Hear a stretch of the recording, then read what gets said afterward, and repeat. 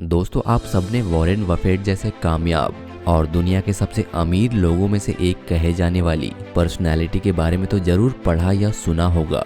Actually Buffett को दुनिया का सबसे बड़ा और सक्सेसफुल इन्वेस्टर कहा जाता है और इनकी टर्नओवर 80 बिलियन डॉलर से भी ज़्यादा है। अरे भाई, आजकल पैसे कमाना कौन नहीं चाहता है, किसको ये शौक नहीं कि अपनी बैंक बैलेंस एक फ़ोन नंबर जैसी दिखे। लेकिन इनमें से अलग वही लोग वो मुकाम हासिल कर पाते हैं जो दुनिया की भीड़ से अलग अपनी आइडेंटिटी खुद बनाते हैं। जी हाँ, आज हम आपको बताने वाले हैं वॉरेन बफेट के सक्सेस की कुछ ऐसी मैकेनिज्म जिसे अगर आप भी फॉलो करें तो शायद आपकी भी लाइफ में कुछ ऐसा ही मिरेकल हो जाए। पर दोस्तों, अगर आप हमारे चैनल पर पहली बार आए हैं तो चैनल को सब्सक्राइब जरूर कर लेना, और क्योंकि हम आपको मोटिवेट और इंटरटेन करने के लिए ऐसे ही वीडियोस लेकर आते रहते हैं। तो चलिए शुरू करते हैं। सबसे पहले आपको ये बता दें कि बफेट को जब वे बहुत ही यंग एज के थे तभी से ही बिजनेस और इन्वेस्टमेंट में इंटरेस्ट आने लगा था। जब वे 7 साल के थे तो अपने शहर के पब्लिक लाइब्रेरी से एक बुक खरीदी जिसका नाम था 1000 वेज टू मेक $1000, और इसे पढ़ने के बाद से ही बिजनेस में उनका इंटरेस्ट और ज़्यादा बढ़ गया। 12 साल की उम्र तक आते आते ही उन्हें इन्वेस्टमेंट के बारे में जानने की जितनी क्यूरियोसिटी बढ़ती गई, उन्होंने उतनी सारी ही बुक्स पढ़ डाली, क्योंकि उनको पैसे कमाने का एक जुनून सवार हो गया था। और पैसे कमाने के लिए उन्होंने शायद ही ऐसा कोई काम न किया होगा।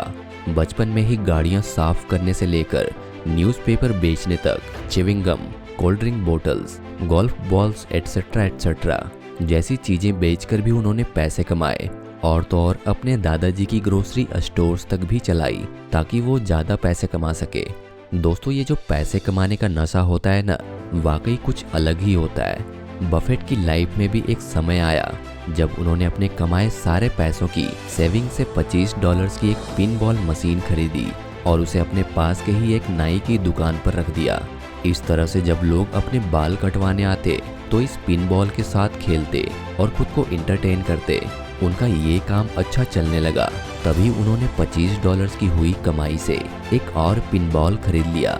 इसी तरह से देखते ही देखते कुछ ही महीनों में बफेट के पिन बॉल मशीन्स पूरे शहर के बार्बर शॉप्स पर चलने लगी।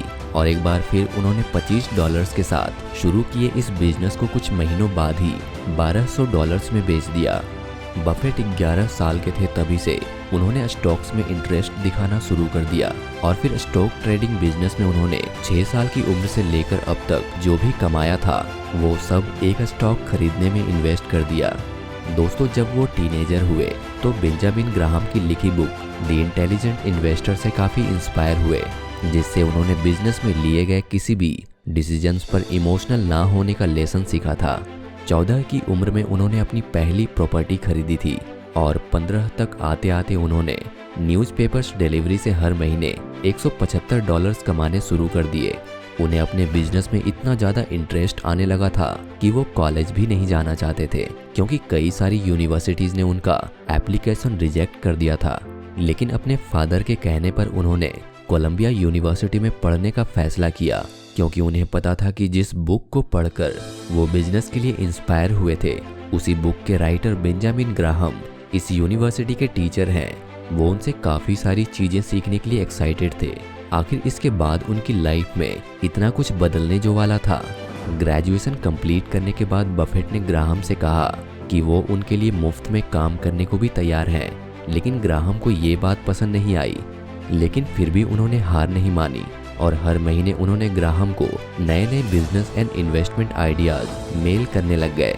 एक दिन फाइनली काफ़ी इंतज़ार के बाद ग्राहम ने उनसे मिलने के लिए उन्हें मैसेजेस का रिप्लाई किया।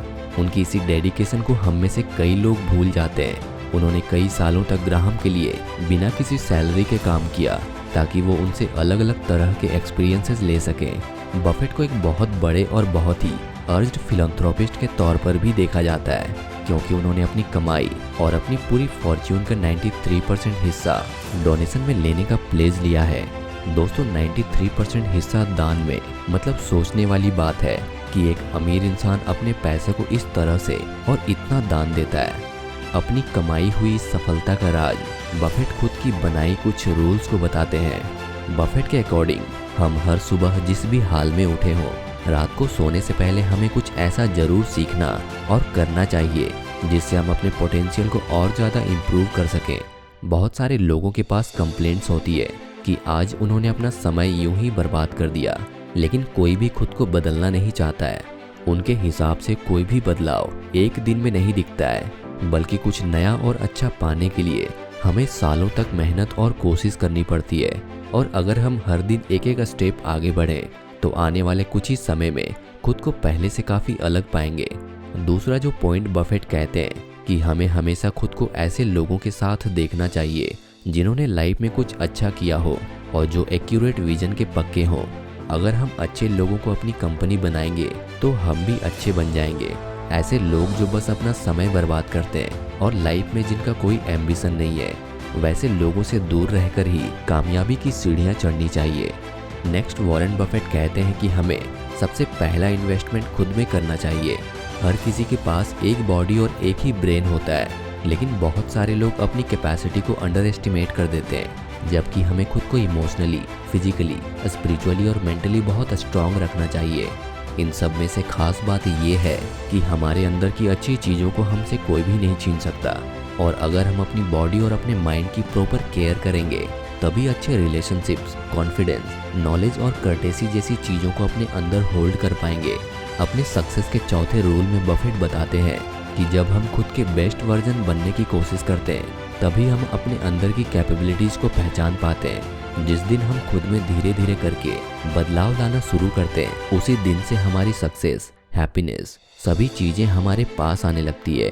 सो Buffett challenges us to build ourselves so that हम भी उतने ही कामयाब हो सकें जितने हम होना चाहते हैं। दोस्तों, वॉरेन बफेट की ये इंस्पायरिंग जर्नी आपको कैसी लगी हमें नीचे कमेंट करके ज़रूर बताएं, और साथ ही साथ अगर आपको वीडियो अच्छी लगी हो तो इसे लाइक करना ना भूलें।